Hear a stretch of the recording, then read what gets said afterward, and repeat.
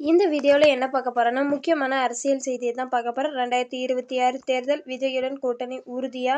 இறுதி முடிவை திட்டவட்டமாக அறிவித்த சீமான். நாம் தமிழர் கட்சியின் ஒருங்கிணைப்பாளர் சீமான் நேற்று தூத்துக்குடியில் செய்தியாளர்களை சந்தித்து பேசினார்.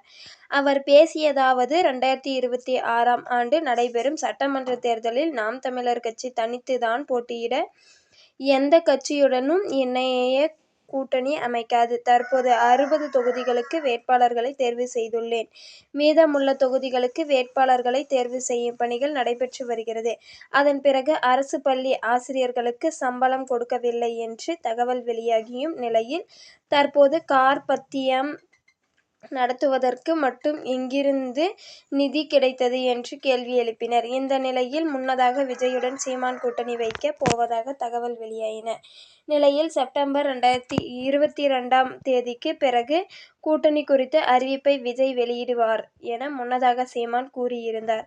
அதைத் தொடர்ந்து விக்கிரவாண்டியில் நடைபெறும் தமிழக வெற்றிக் கழகத்தின் முதல் மாநாட்டில் கலந்து கொள்வீர்களா என சீமானிடம் கேட்கப்பட்ட நிலையில் நிச்சயம் நான் அதில் கலந்து கொள்ள மாட்டேன் எனவும் என்னை அழைக்கக்கூடாது என தம்பி விஜயிடம் கூறி விடுவேன் என்று கூறினார்.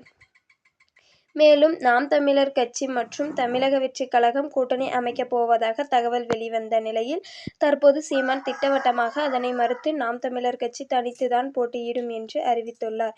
இந்த வீடியோ பிடிச்சிருந்தா சப்ஸ்கிரைப் பண்ணிக்கோங்க, கூடவே ஒரு லைக்கும் போட்டுக்கோங்க. அப்பதான் இந்த மாதிரி முக்கியமான செய்திகளை மீண்டும் இந்த சேனல்ல பார்க்க முடியும்.